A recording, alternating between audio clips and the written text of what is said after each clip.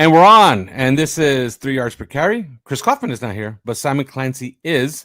Chris Kaufman, I would say he's on assignment, but I think he's just at work. He's pretty busy today. But yeah. If there was anybody that that should have been drunk, it'd be me. And trust me, people, I'm not going to ignore the game that happened last night. And yes, I was going to wear Sebastian the Ibis head on the show had they won last night. So that's not happening. Maybe next year. Okay. But if you want to interact and if you want to give me shit for the Hurricanes losing last night, you can go on our Discord and join our Discord. And to do that, you got to go to discord.gg/OnlyFins. And you have to join on a desktop because you'll save on all the Apple upcharges. All access, $4.99 a month. Go and do it. And speak of the devil, and he shall appear. Been called worse. Yeah, that was very stealthy of you, Chris, because you didn't say anything in our group chat, and all of a sudden, I was already giving excuses for why you weren't going to be on the show. And then you were a drunk and a bum. Well, I am drinking. So you are here. Simon, you're doing something on Substack. Tell the people, tell our listeners about it. It's a long form writing site. It's called the Low Red Zone, and it's where I just write stories. First one was with a guy who's going to be drafted in April, a slot receiver, come fullback, come running back called Eli Heidenreich. Then I did a story about my relationship with Bobby Bowden. And then yesterday I put up my top 20 players for the draft in April. So there's all sorts of stuff there. And then we have a companion podcast where myself and Kyle Krabs are grinding the tape on Twitter, if you don't know. And if you're just tuning in and have been under a rock for years, where we just talk all sorts of draft shit. So yeah, that's where you can find it. The Low Red Zone. I think it's just called. I mean, I don't even know. It's there actually, where my name is. Like, look at that there. For those of you watching on, that's where you find it. And if you don't, it's the lowredzone.substack.com /. Yeah, and I'll put a link on every single one of our promos to these shows, so everybody could just check that out, and you could just click and go directly to it. All right, we're going to start with the national championship last night, and I'll go first. Pretty simple. I thought Miami's defense was pretty damn good last night. I thought the offense did what they did all year, which is start at a snail's pace and then play pretty damn good in the second half. 3 touchdowns against that defense in the second half is pretty good. But you just cannot be an unmitigated disaster in one phase of the game. And they go up 13 points simply on special teams. And it wasn't the block punt for the touchdown or the missed field goal or the botched punt that gave them a short field for another field goal. That's not only the 13 points. They had 3 kick returns. Keelan Marion is one of the best kick returners in all of college football. And his best return was to the 28-yard line. Malachi Toney had 2 punt returns, and his best punt return was 11 yards. That's a guy who has 3 touchdowns this year and like 4 returns, including one in the playoff against Texas A&M for 40 yards. What can I say about Indiana? They're absolutely great. They're the only team I've ever seen that never does anything stupid. And in fact, the only thing that they do stupid is that their Heisman quarterback gets hit too much. That's it. That's the only thing they do stupid. I found them, first of all, they're likable. They're not like one of these teams that are, like you look at and you're like, fuck, we lost to these guys. No, they're extremely likable. Great. Well coached team. And again, what can you say about them? They're never going to make a mistake. And you go out there and you make mistakes, that you lost by 6 points. Yeah, not bad. Try again next year. But congratulations to Indiana. Your thoughts, Simon, on that game last night? Yeah, real kind of tight battle. I actually thought Miami were going to win it down the stretch when it felt like there was a moment where just Akeem Messidor and Ruben Bain were literally just taking over the game. And Mendoza couldn't even get to the back of his drop without being hit. I thought they played the way that they played coverage in the second half was excellent in terms of just shutting down Elijah Surratt and Omar Cooper Jr. and Charlie Becker. And I don't think Mendoza was helped by, there were quite a few drops. I thought the running backs were excellent. Hemby and the other kid, I thought were outstanding. And defensively, just the way that they attack the offensive line in terms of, the snap, the way that they attack, slanted, all that sort of stuff. The linebackers were great. Fisher and Rowe, whatever his name is, the guy that wore 21, and then just on the back end, just great coverage the whole time. D'Angelo Pond's outstanding. Just two really well coached teams, and it just came down to Indiana were able, like Signetti said, Indiana were able to make one more play at the end of the game. But it was a tough, hard-nosed, physical, wasn't sexy. For the people that are kind of tuning in that don't really watch college football and don't really get it, but here, like, Mendoza's going to be the number 1 overall pick, they'll be like, yeah, this guy, you can just see, like, this guy sucks, this guy's mid, whatever the nonsense that people say. But I thought he played, there was one throw that he kind of telegraphed a little bit and could have been picked off in the fourth quarter. I think it was on the drive where he scored the great 4th and 5 run, where he looked like the camera has him and he's sort of looking as if to say, okay, I know. But yeah, just a really good game, fascinating national championship. Miami's got loads of really good players, but it's hard to see how you're going to replace Bain and Messidor because they're such a heartbeat of everything that the U did well last night. And ultimately, Carson Beck just wasn't quite good enough, but it was a great game, Chris. Yeah, I think it was a great testament to Miami in that game overall, because if we've seen anything, hey, Indiana-Oregon was supposed to be a good game, and then it turned into just a total thrashing. But Miami is as advertised. They're just as physical, just as good defensively as advertised. They're generally smart. They take their profits on offense. They, and they have big playability. If they hit the right crease with the right speedster. So particularly Malachi Tony, obviously. So it was a great game. I think that if you're a Raiders fan, you pretty much, you walk away from that just popping champagne, thinking about Fernando Mendoza, because here's yet another box that he's checked. I mean, he checks every box anyway. But I mean, and Tom Brady was in attendance, by the way. Yeah, and Tom Brady, and somebody captured it. I think somebody captured his face, like when Fernando Mendoza did that run.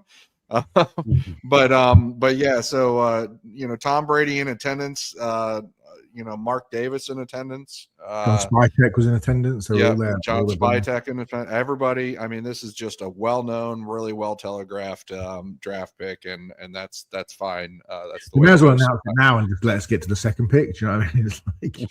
Yeah, right. Yeah. So I think that he had his moment. He had his ultimate moment, that run, that quarterback draw.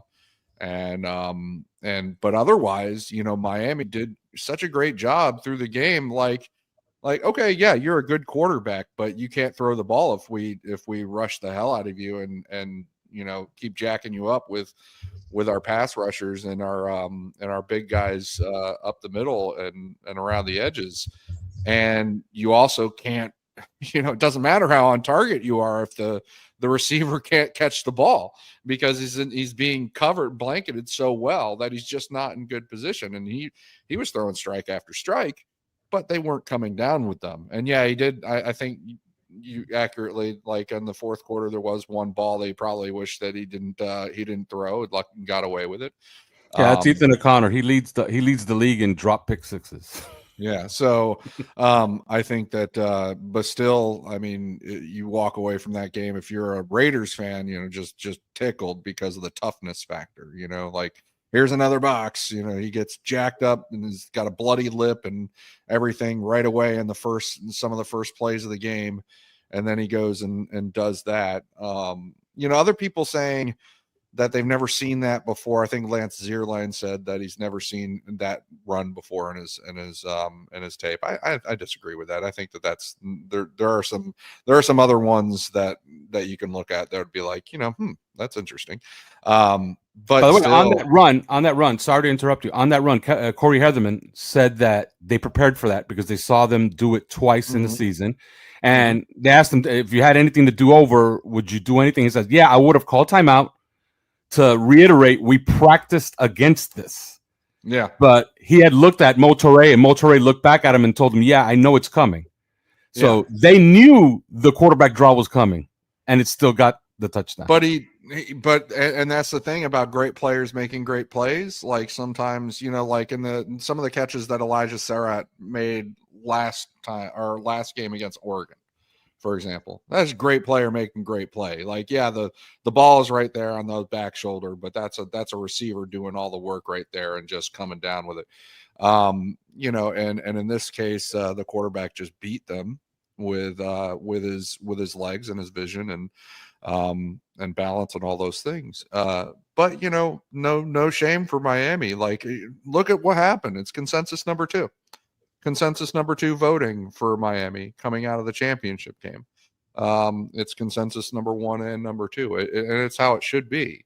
And so that's what I think. That's what I took away from the game, is that is legit. There's one thing that I did isolate, and it just comes to mind because we're going to talk about head coach. But there was a call like on that last drive. Cignetti made a call to timeout. And some people are like, hey, this other team is in 2-minute drill and they don't have any timeouts and they're racing, they're fighting the clock. Why would you do that? Why would you give them the chance to regroup and reload their plays and things like that? And this is where a head coach is so important. And that's where Cignetti to me stands out. Is his feel for the game is incredible. That QB draw was a feel for the game call, but the timeout on the last drive was also a feel for the game, because look at his defense. They're rushing. Miami was making a few plays and they were getting up the field a little bit toward the midfield, and he could just see that his defense is tired and they're everything's rushed. It's the last 2 minutes. It's the very end of the game. And frankly, they needed to get themselves sorted out. and he did that. And then what happens? Then what happens is they get the big interception, the biggest interception and the biggest piece of balled up, tied in a bow irony with Sharp getting that interception at the end of the game. Did you get that, Simon? Did you get what the guy, his relation Glenn to Sharp's? Yeah, absolutely. Yeah, and Simon, I think you pointed it out in Discord right away. Like, you're like, that's Glenn Sharp's nephew, right? Glenn Sharp kid, yeah. Kid, is it nephew? I don't. Yeah, one of the two. I thought it was nephew, but I'm not sure. Yeah, it's his nephew. It's his nephew. Yeah. It's painful memory. Like, those people Very should painful, not. I'm sure those people should not. Should not be offered meals in Miami for the rest of their lives. Just, but here's exiled out of Miami. Here's 2 tons of irony for you, like with that, with how that ended. But I do think that came down to head coaching, like a real head coach doing a real head coach's job. And that probably brings us to what we're probably going to be talking about for most of this podcast, which is Miami and the new head coach. Yeah, and by the way, last thing on this game, and if you guys want to say something about him as well, Malachi Toney against Notre Dame this season, when he had the 2 touchdowns and 100 yards to start the season, he was 17 years old. He's 18 years old now. 10 catches for 120 yards and a touchdown last night against that defense that missed 0 tackles pretty much all night. I'm over the moon with this kid, and that tells you how bad the star system is, that he was a 3-star kid. Like, it's impossible there was a great like video or slideshow of just showing side-by-side pictures of Carson Beck and Malachi Toney. Carson Beck, full uniform at Georgia, like playing football on Sunday, looking like a whole ass adult, and Malachi Toney in the same time at the same year, looking like an absolute child. like this guy can't even fit a football in his hands, and he's and it just goes to show you that the college system, and that goes both ways, because obviously Indiana, I think Joe Shad pointed out that that Indiana's average age is only slightly, like maybe a year lower than Green Bay's. Which is kind of an interesting artifact of the new college football. All right, moving on.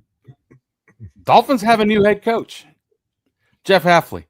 Now, I'm going to start here, and on the other side of the break, we're going to talk about his philosophies, who he could be bringing in as an offensive coordinator, who's going to be his defensive coordinator. Is he going to call the plays? We don't know none of those things, because I think the press conference is going to be on Thursday, 11 a.m. So we'll know more about those things. but we can speculate. So the only question I want to ask here on this side of the break is, and I'll start with you, Simon, why the hostility from media and fans to Jeff Hafley? I just don't get it. No, like he's coming in with no honeymoon whatsoever. None. Yeah, it's it's wild to me. And what's really interesting, I wrote a piece about it the other day about the kind of misinformation process that had been going on, right? Because you get a load of people who've never seen Boston College play, who genuinely never seen them play, but are like quoting his 22-26 record, right? Without any context, without any understanding of what happened. He was 22-26. He sucks. Packers defense isn't elite. Packers defense conceded, X amount of yards. Yeah, I had one guy get into my mentions on Twitter telling me Tom Coughlin won at Boston College. Yeah, I'm like, 1,000 years ago when you didn't pay players, But so a few points. First of all, let's take the Boston College points, right? 22-26 record, taking over at the start. Well, first of all in COVID, and then into the NIL era. People were going, oh, he's had penalty issues, and they quoted some Boston College kind of rant piece from some fan website. I mean, 2 out of the 4 years they led the ACC in least penalties and least penalty yardage. All right, so that immediately kind of kicks that one to the curb. At Boston College, essentially, like I said, 22-26. The first season was COVID, all right, and then NIL started. Well, he had 1 losing record in 4 years. He went to 3 bowl games, all right, including a win over number 16 SMU in the Fenway Bowl. That was BC's first bowl win since 2016, right? He also led them to their first win over an AP-ranked opponent since 2014. People talked about the previous head coach and the fact that he also had a good record. That's fine. He wasn't dealing with what was Steve Adazio wasn't dealing with NIL. Okay. And does anybody need reminding about the differences in college football pre and post pandemic in terms of the kind of the avalanche of NIL? But here's some stats, right? In the first season in 2020, finished with the most victories of any first year head coach in college football, all while handling that pandemic. His defense improved 52 spots in the national rankings in total defense. They allowed 62 fewer yards per game than the previous year.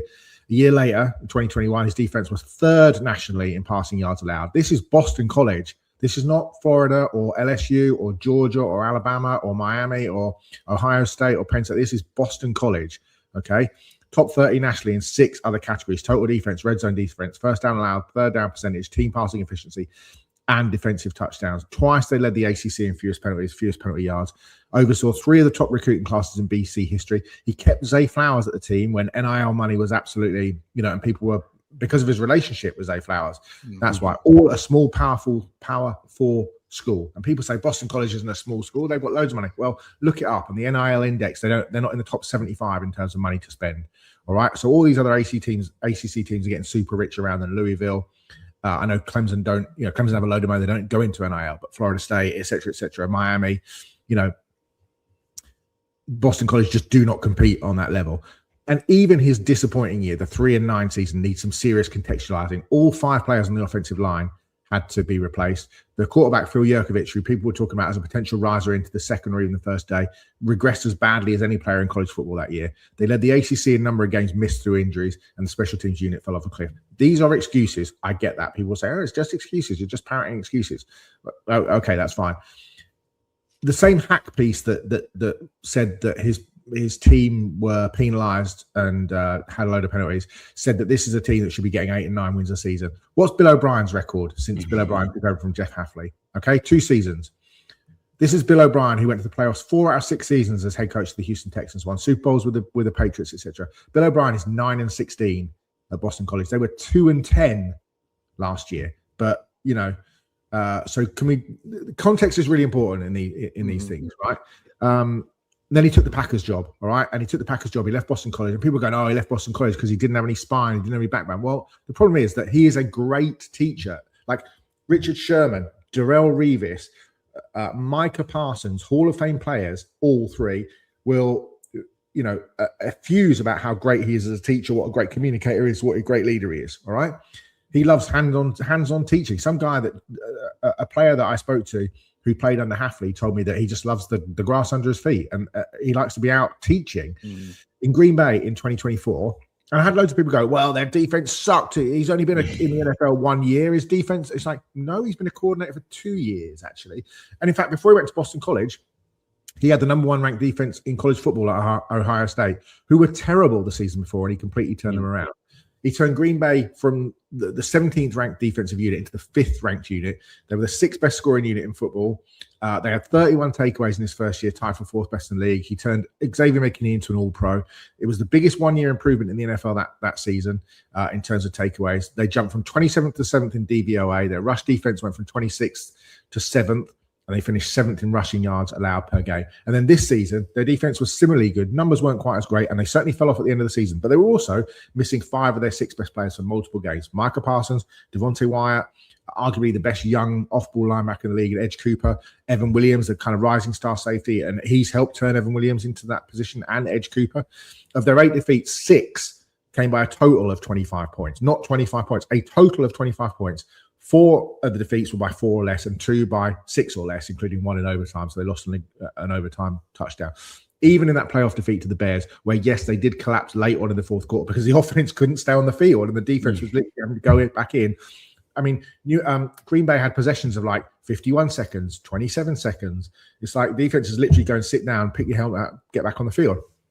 They held that high-flying Chicago offense to 6 points in the fourth into the fourth quarter.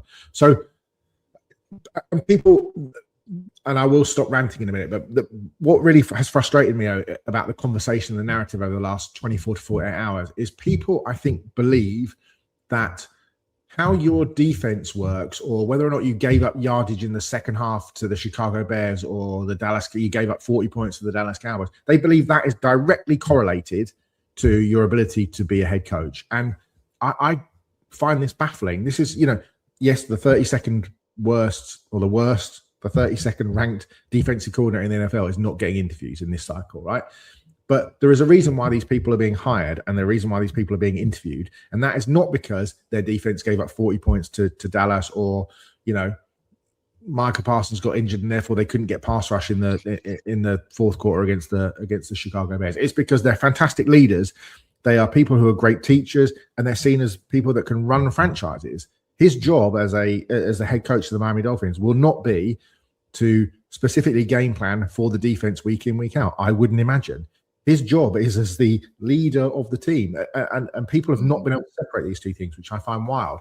And my final point, really, Chris, is that he interviewed for 6 jobs, and he made 6 second interviews. Albert Breer said this afternoon that the Titans were absolutely desperate for him to get on the flight on Tuesday. The Cardinals didn't believe they had much of a shot, but he was supposed to go there on Wednesday. And he was so impressive in the Steelers interview that they had invited him back again, and the Steelers were really keen to get him in the building. So I just don't, And the Raiders were as well, weren't they? Thursday he was going to be in the Raiders, so he was going to go Miami Monday, Titans Tuesday, Cardinals Wednesday, Raiders Thursday, and still the Steelers were like, don't do anything until we've spoken to you again. So the narrative, I just think, is really weird, and you had people complaining about his hair, and you had people I just find it so. And the other one that's really pissed me off is the fact that this wasn't a true process. It wasn't a true process. John Eric Sullivan hired his best mate. It's like he's their mate. It's like, okay, can we just strip that back for a minute? Like, John Eric Sullivan's waited 20 years to be a general manager. This is the one thing he's wanted to do his entire life, right? Do you think he's just going to eschew a process that isn't even run by him necessarily? It's run by Stephen Ross and Troy Aikman as much as and Dan Silman and Brandon Shaw as much as it's run by Sullivan. So that's the first one. Do you think he's going to just pick a guy who's his mate and the old boy network and just ruin the potential that he's waited 20 years for? Point number one. Point number two is, if he was just going to hire his mate, why would he not have hired Adam Stenovich or Luke Getsy or Butkus or Rich Bisaccia or those coaches at Green Bay, DeMarcus Covington, those coaches who he's known for longer than Jeff Hafley, who's only been in the building for 2 years? Why? I just find that so. I find that so reductive as an argument, and I don't think it is an argument actually. But I've just seen Barry Jackson and Joe Shad tweeting about how, is there a question that you want to be, a serious question that you'd like to ask, and we'll put them to them. And in the press conference on Thursday, and there's loads of people going, why did he hire his best mate? Why did he hire? This is not a true process. And it's just like, I don't understand. We've waited years to have, to go to a Pittsburgh Steelers or to a Green Bay Packers or a a Baltimore Ravens or Buffalo Bills or a New England Patriots and really change things up, right? And have a completely new outlook, a completely new mentality from a team that is consistently good year in, year out, and has historically been, and they've run things the right way, they've done things the right way. And that's what we've done. This process has been really, really well handled. And I do applaud Stephen Ross for that. And I think Troy Aikman's been integral in that. But we've done everything that fans have been asking to do for years. And we've hired two really great people. Like we talked about John Eric Sullivan on our Discord a year ago as to this guy is going to be an absolute fucking superstar.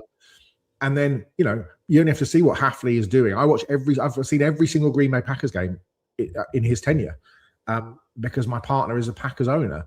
And I know how good he is. I speak to people like Peter Bukowski and Jason Hirschhorn and people like that who are big Green Bay, like us, podcasters and all that sort of thing, do locked on stuff for the Packers. And they're like, losing Haf is massive. He's been absolutely outstanding. Look at Micah Parsons tweeting yesterday about how much he's going to miss him. He's going to miss the energy, all those things. And then you've got you've got Rob in Fresno, who's a Dolphins fan, going, it sucks. He was mid at BC and he's just hired his best friend. And I just think that all of that, I completely understand people's frustration over everything that the Dolphins have done over the years. But this process has actually been done properly. We've hired two really good people, two really great candidates.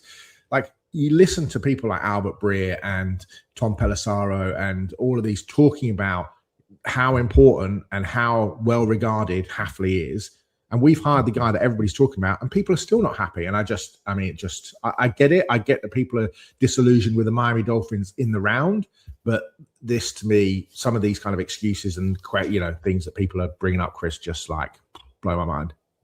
Well, fans are, it interests me a lot less what the fans are reacting to, on this, and it's just, and that's not anything against the fans. It's just that you have to understand that the fans are half trauma response and half, I get it. Yeah, I get it. And it's half trauma response, and then it's just half, the hope springs eternal crowd, and it's just, and that's the way you fan, and that's cool. I mean, you do how you do.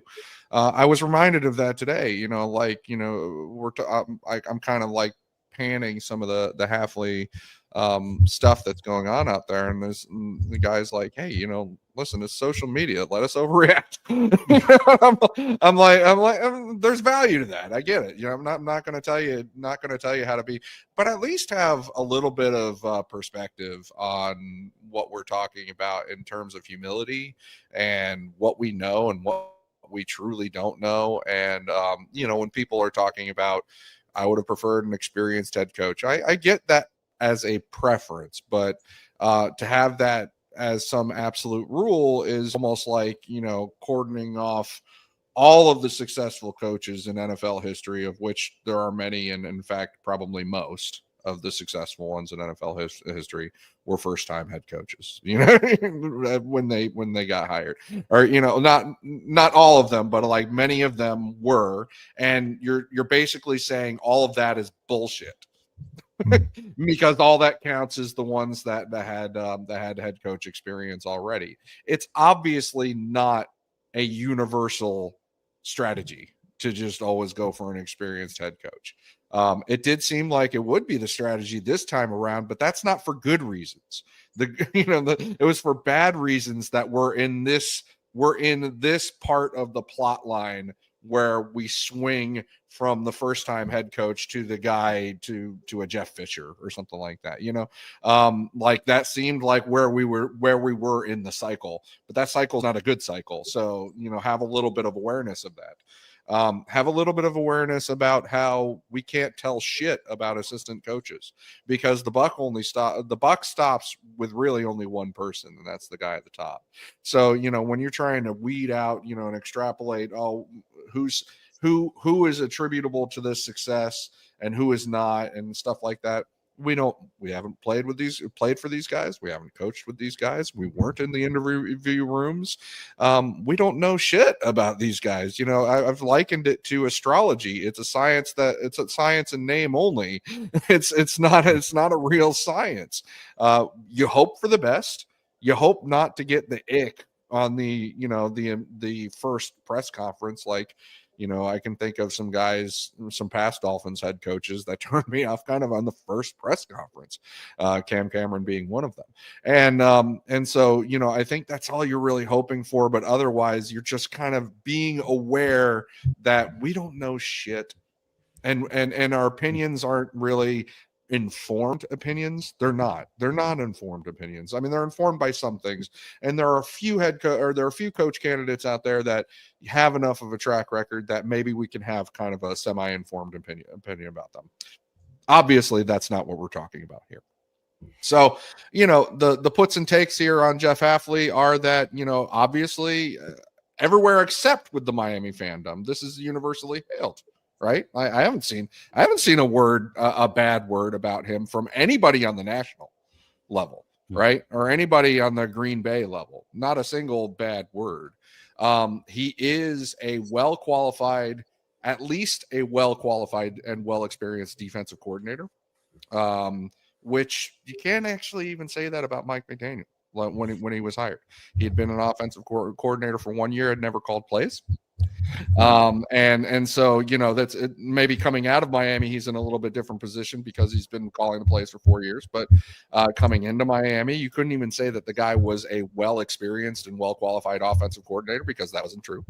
You can't even say the same about Anthony Weaver when we hired him as a defensive coordinator. He'd been a defensive coordinator for, I think, 1 year with Houston, and it was basically an interim situation where that was Romeo Crennel's defense. So I mean, we got at the very least a very well qualified with experienced defensive coordinator who guided massively impressive defensive turnarounds in both Ohio State and Green Bay. So that's cool. Like, that's a positive. Like, take the win on that one.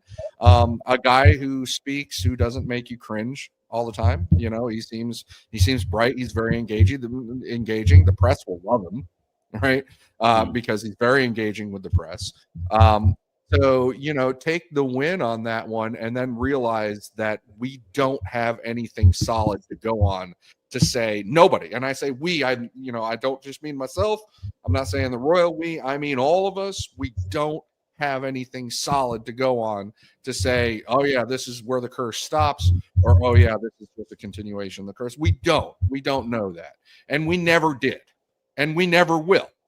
So I mean, have a little bit of perspective that way and just let it be what it is, and realize that, when you're saying, oh, it needed to be an experienced head coach, you're basically saying that that's the only thing that works, which is patently untrue. And just approach it with however you want to approach it as a fan. But, I take some wins that the Nationals and the players and things like that really adore this guy. And he doesn't give me the ick when I speak to him. If I had any personal questions to him, it would be, yes, he did leave Boston College to go back to being a defensive coordinator because, Simon, as you put it, he needs to feel the grass under his feet. He needs to have his hands on the defense and coaching and things like that. Okay, but now you're kind of striking to me that are you a defensive coordinator or are you a head coach? Because at BC he did have to juggle. Like, he had to juggle things that you can't juggle. He had to be a general manager, not knowing even what the salary cap is. He had to be a fundraiser. He had to be a delegator. He had to be and now you got to be a capologist now too, because they have limits. You had to be a capologist, general manager, capologist and general manager and fundraiser and all these things, which he didn't. It took away his why. His why for going back into college football was not that. It was to develop players from high school, and then, their fourth or fifth year, we're ready to rock and roll with these players. That's his why, and they took that away between COVID and then NIL. But my question would be, as a head coach, you're not going to be a grass under your feet guy as much as you want to be. But you're also not going to be in booster meetings and fundraising and NIL deals and transfers. But there's a lot of aspects of head coaching that are administrative and delegation, and that sort of thing. And so that would be the question. If I had him right in front of me, I would ask him, how do you balance that? I know what you want to be. I know you want to be in the film room dissecting new trends and stuff like that. But are you willing to accept that as a head coach, you are a head coach and you have a different set of responsibilities from the guys underneath you? And I think it didn't seem like you were up for that at BC. Are you ready for that? Even though BC is very different from the NFL. But, you know, like a Kurt Signetti was up for it. Yeah. Right. So what's your answer to that? That's the only question that I would ask him. But it's not even, it's a weak question. It's not a criticism. It's an open question. And that's how I'd look at it. Is just like, you know, why wouldn't you like the guy? I don't get it. Yeah, I think he was just tired of, you know, having his AD tell him, "Hey, look, you got to go have lunch with this guy because he has $100,000 check for us, and you got to try to massage another $100,000 out from him." And he was like, "You know, I don't like this. I'm not coaching." Fundraising aspect is so ridiculous at that level, and I get it. Yeah, I know. I've been to some functions where you see Pat Riley and he has Eric Spoelstra with him, and Mario Cristobal is there. And Mario Cristobal is like the social butterfly. Like you watch him on the sideline, and he's fist pumping, and he has mean looks, and he's punching his hand, and you know he's the quintessential meathead. But I've seen him in functions where he's like this social butterfly. What do you think he's doing? He's buttering up all these rich people so they can unload money into the NIL for the University of Miami. That's what he's doing, and I think that's part of the job that Jeff Hafley was just not in on. Yeah, all right, we're going to go to break. And when we come back, we're going to talk a little bit about philosophy. Like, what kind of coach is this going to be? Because there's already been a lot of speculation out there. But first, these words. And we're back. All right, what kind of coach is Jeff Hafley going to be? I'll tell you one thing that is huge, big in his favor. In the preseason, there's a podcast that we did where we were assessing the Miami Dolphins roster. And we ranked the worst secondaries in football, and we had Miami as the worst. But I was making an argument for, and I think we were going back and forth, does Green Bay belong in that 3 worst in the NFL?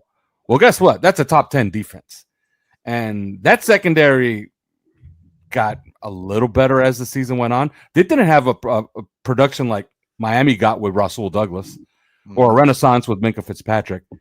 That was a good defense.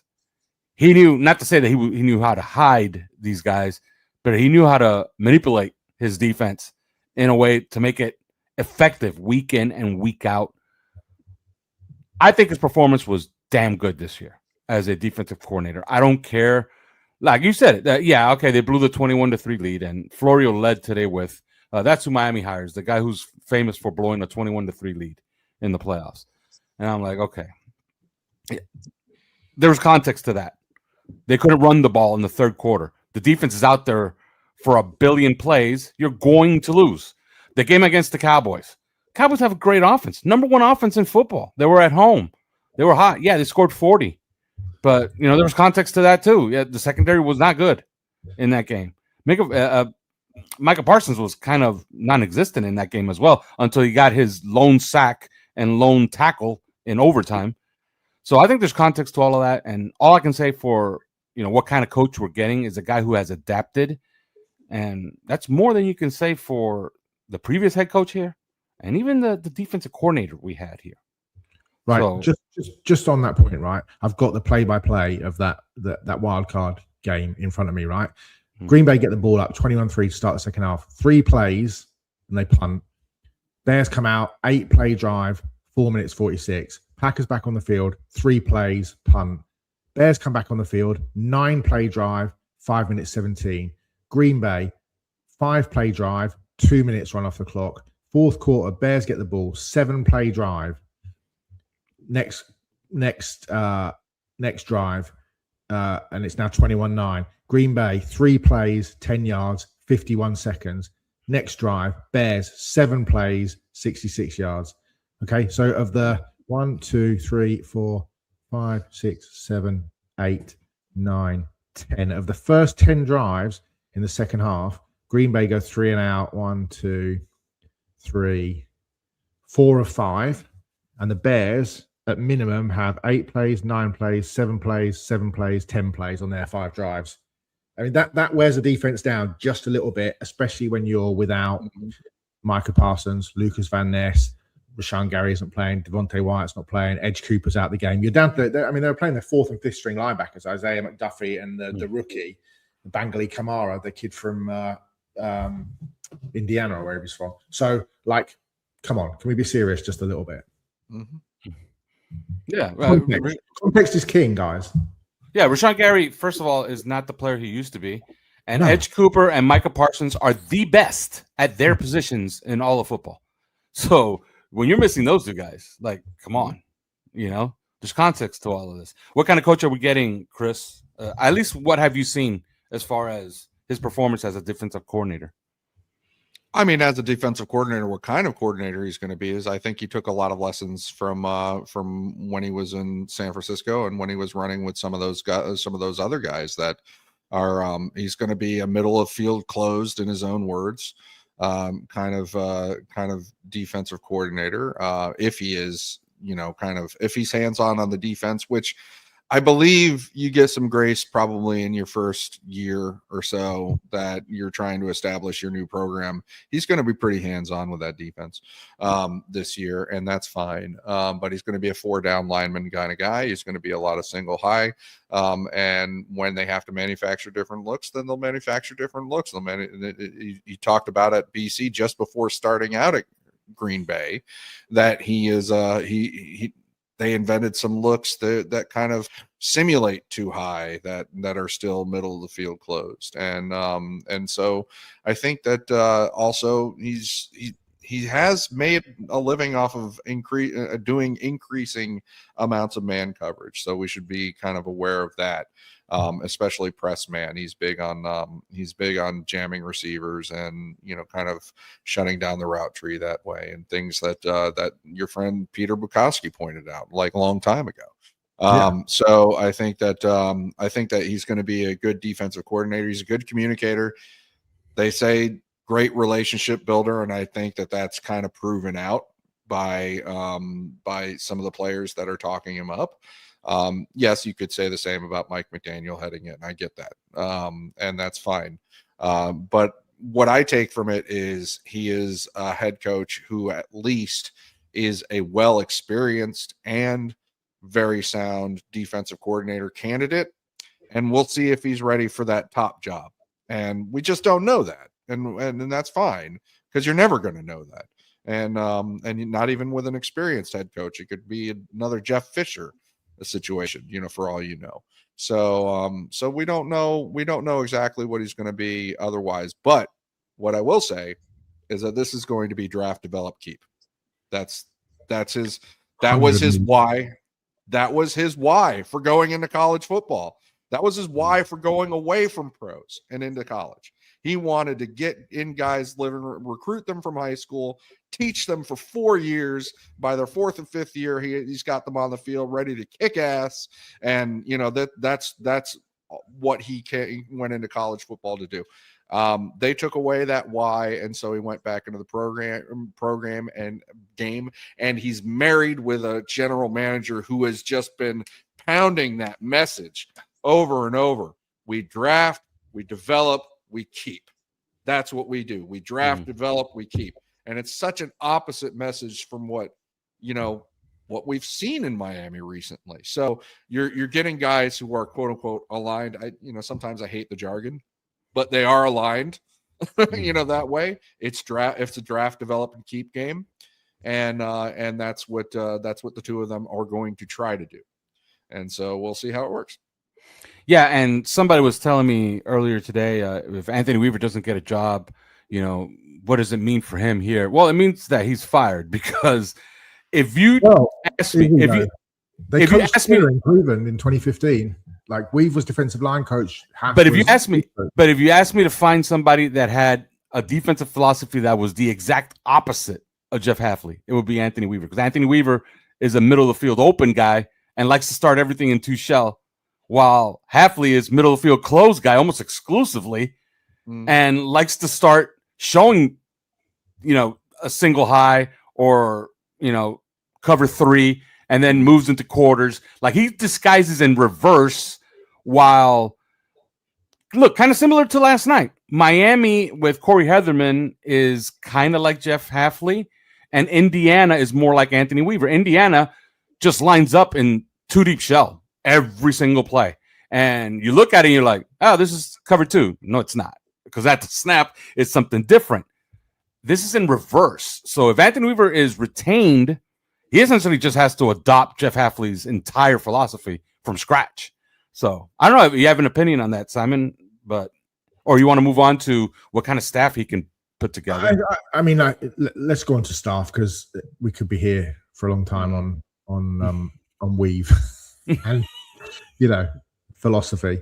So, but then like Weaver's has integrated a number of philosophies, whether that's Wink Martindale, whoever that is, and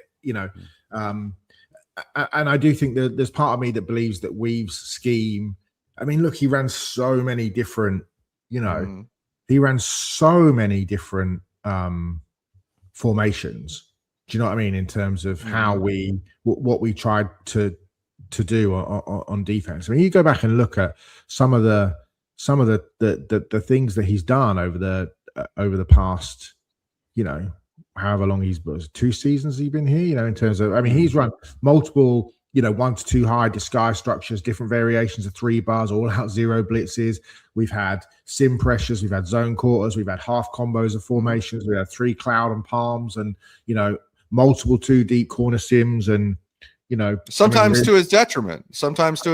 Like he says that his greatest regret this year was at the beginning of the year throwing too much, thinking they were building off of last year, when really all of the personnel had been reset. Absolutely. We've had different variations to kind of cover 3 and zone, and on one side man match on the other. Even the kind of you look at what Indiana did last night with their kind of tilt fronts. That's what we were doing. Those kind of 6-1 looks. So. And I know that's kind of really getting into the weeds, but that's almost what he had to do. And to Chris's point, because the personnel you had to try and find something that worked almost for each individual member of that unit for it to work. So I think Weave is certainly flexible enough to do some things differently. Now, whether or not there's a healthy mesh there, and whether or not personally, I think he's probably going to go to the Giants, right? I mean, that would make the most sense. But yeah, I mean, I don't think Weave is out of the equation just because Haf is now here. Yeah, I think that also to keep in mind, you brought it up already, but it's worth reiterating. He coached under Mike Pettin, he coached under Romeo Cornell, he coached under Wink Martindale, and then he coached under Mike McDonald. And the very last one that he coached under, Mike McDonald, was kind of the approach he brought to Miami. And so there's every reason to believe that, and he was influenced a lot by Rex Ryan as well. So I mean, there's every reason to believe that Anthony Weaver is ultimately, he's just flexible. He's trying to teach his players to play in a lot of different styles, because he wants to mix it up at the offense and leave them guessing. And he also wants to be able to have that flexibility from week to week according to what works in the game plan. And the amount that he got stuck or married to any specific coverage or kind of style or philosophy in Miami this year, I would almost attribute that to he had no choice. He had no choice at one point. These players weren't getting it, and they were all new. And frankly, they were, it was a bad GMing job. I think we've been through that. And so, yeah, I think that you take that into account, his adaptability, and it does look a little bit different. I wouldn't rule it out. I think that he could get a head coaching job, which would be good for Miami. But the guys that we keep in mind are guys that he had at BC, or Jeff Hafley had at BC, like Tem Lukabu and Sean Duggan, guys like that. And that's probably more what we're going to be looking at, more likely, because as you said, Simon, he might just go, Anthony Weaver, might just express a preference and say, listen, I want to go up and coach with John Harbaugh in New York. And maybe that's just the end of it. Yeah. All right, moving on, and I think we can finish up here. Most of the fans, their eyes will glass over. We were just talking about defensive philosophies and how one can mesh with the other. But one thing that fans all understand is what an offense looks like. The most important thing that Jeff Hafley is going to do is hire a staff. what are your thoughts, Simon? Do you have an idea of what kind of offenses he's going to want? Who are his candidates for OC? Yeah, I mean, look, I think first of all, the thing to most importantly remember is that your two best players on offense are Devon Achane and Aaron Brewer, right? So you cannot change the scheme into something that's completely alien to the success of those two, unless your intention is to trade those two away. But that would seem reductive from the start. So I would imagine retaining certainly elements of the outside zone scheme make a lot of sense. Your center is one of one in the league in terms of what he's able to do and how he does it. He is not going to be running a power gap scheme. So I think kind of continuing to do what they do, unless your intention is to trade those two players, seems to be the right thing to do. And I think it depends who comes in. I mean, an educated guess would say that the Packers pass game coordinator Jason Vrabel, who was an offensive assistant with the Packers, promoted to wide receivers coach for 4 seasons, and then the pass game coordinator, extremely well regarded young coach, never called plays, but is seen as like a potential star in the making. Wouldn't surprise me if he came over. Connor Lewis, again at Green Bay, he's the pass game specialist, the game management coach, and as the assistant quarterbacks coach, really good relationship with Jordan Love. We've talked about Steve Shimko, who was the tight end coach and the quarterback coach, and then the offensive coordinator at Boston College. He's now the Cowboys quarterback coach, so he'd make sense in some roles. Another key name I think I'd put out there with Jason Vrabel is Brian Angelchio, who we were laughing about last night. Who's the pass game coordinator and the tight ends coach of the Vikings, but has worked with Hafley at Pittsburgh, at Rutgers, in Tampa Bay, and in Cleveland. I think he is a real name to watch. Mick Lombardi, quarterback coach of the 49ers, worked with Jeff at the 49ers in 2016. He's also been an assistant coach of the Patriots, the Jets, the Raiders, and then, some other names. Andrew Janico at the Seahawks, he's the quarterbacks coach. Bob Bostad, he's worked with Haf in Tampa Bay. He's the Indiana run game coordinator and offensive line coach. Obviously, whether he's ready to leave the national champions remains to be seen. Ben McDaniels, who's with him at the Bucks, with Haf. He's now the wide receivers coach, pass game coordinator at the Titans. Luke Getsy, obviously, kind of up and down as an offensive coordinator, but like you've got to look at, he coached with Hafley at Pittsburgh. He came to Green Bay with him in 2024 as a defensive assistant. He's now a senior assistant at the Packers.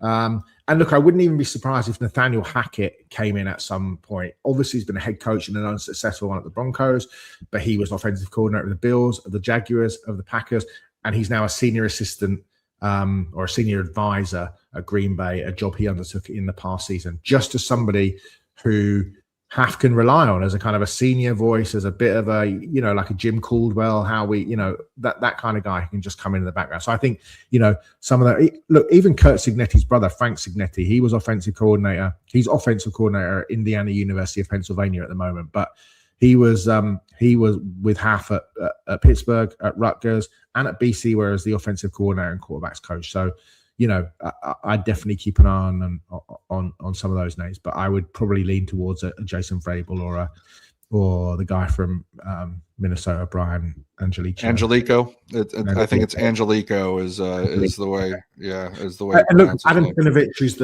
is the offensive coordinator in Green Bay. He doesn't call plays, but he is the de facto OC. And Sean Mannion, who's the kind of the very exciting kind of former Rams 3rd round draft pick quarterback, only retired 2 years ago. He's now the quarterback's coach at the Packers. It might be too soon. Like, they'd have to get funky with Stanovich's title. He might have to be assistant head coach or something. I think it might be too soon for Mannion to be offensive coordinator, and I'd be surprised if LaFleur let him go. But I could see Vrabel, certainly see Vrabel and Connor Lewis coming over. Yeah, I think that you bring up a good name with Brian Angelico. I would be interested in that, just because we've run across this thing where there's evidently a bit of a cold war happening between some of the thought leaders and analysts of passing games around the league, between pure progression versus full field reads and things like that. And Obviously, in the Shanahan tree, it's more like pure progression more often, and there's certain ways that they go about things where they're giving the quarterback the answers that they want, but also kind of takes away from their ability to read the field and things like that. I actually like how Minnesota runs their offense. For being the style that it is, for being the sort of the denominational style in the NFL, as the Shanahan tree is very denominational. For all that, I like them. I think looking at their tape and what things went wrong, I think that JJ McCarthy has really not been up to the task. And frankly, I look at that offense and the problems that they've had. Tua would have done better in that offense than he would have than he did in Miami. I mean, so it's something to think about. So I think that that's a good guy to keep. Steve Shimko, we talked about. There's indications he might have called plays for Dallas this year. There's certainly a Hard Knocks footage of the coach basically getting on the headset and telling him which plays to call, like call plays for CeeDee Lamb and George Pickens from here on out for the rest of the fourth quarter, or whatever. And so there's indications that Shimko might have called plays. If the Dolphins are going to allow the defensive guy in Hafley get away with a relatively underexperienced offensive coordinator, which is a big if. Because everybody thinks, you have to get a head coach of the offense because you're the head coach of the defense, which I hate, by the way.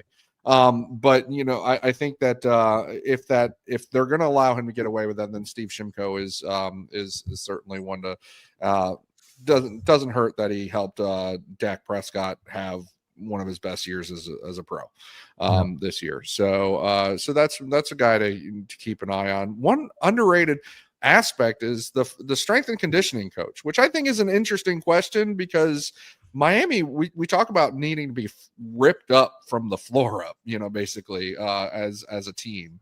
And I think that might go for, strength and conditioning and every aspect of the team. And Phil Matthews was his strength and conditioning coach at Boston College and has been the head strength and conditioning coach for the Pittsburgh Steelers for the last 2 years. But they just lost their head coach. And when you lose your head coach, generally the kind of the rule is like, you lost the guy who hired you. And if you don't want to be here, if you have another opportunity, often we let you out. We let you out because we fired, or not we fired, but I mean, you had turnover at the guy who hired you. So, I wonder if Miami will make a little play to see if they can get Pittsburgh's head strength and conditioning coach down here. All right. On the way out, and this will be it.